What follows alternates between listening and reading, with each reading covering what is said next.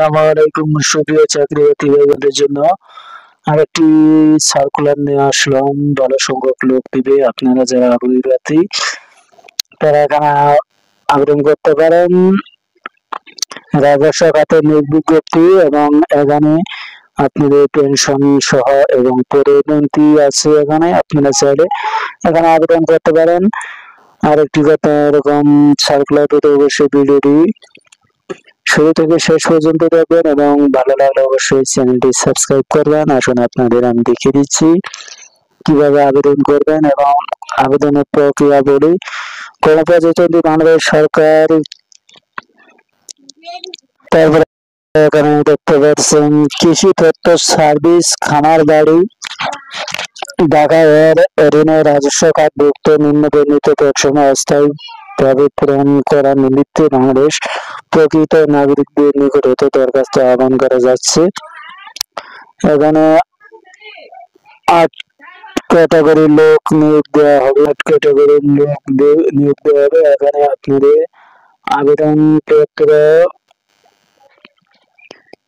এখানে দেখতে পাচ্ছেন আগামী 4 মে 2025 তারিখের মধ্যে রেজিস্টার্ড ডাকযোগে পৌঁছাতে হবে।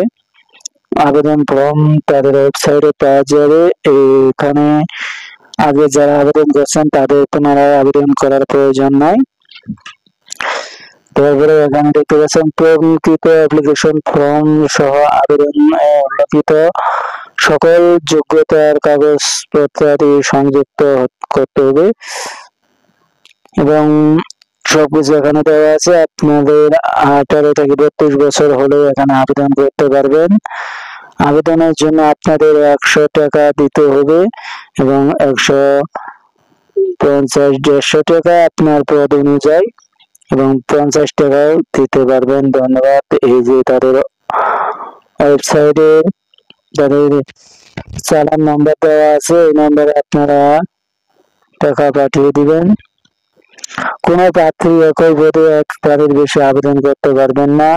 একই পদে একই প্রার্থী একাধিক আবেদন করা গেলে তা প্রার্থীতা বাতিল হবে। আর 20 টাকা দামের একটি ফেরত খাম পাঠাবেন। ধন্যবাদ সবাইকে।